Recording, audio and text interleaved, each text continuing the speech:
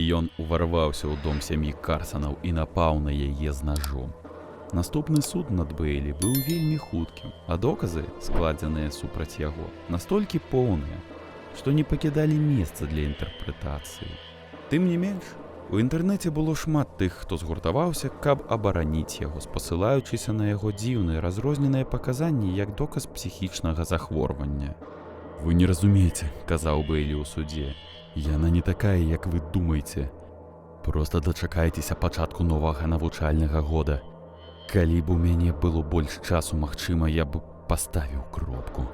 Нагадаўшы, што Стэфані ўжо памерла, Бэйлі выступіў з шэрагам дзіўных заяў і абвінавачванняў, многія з якіх былі накіраваны ў бок бацькоў Стэфані.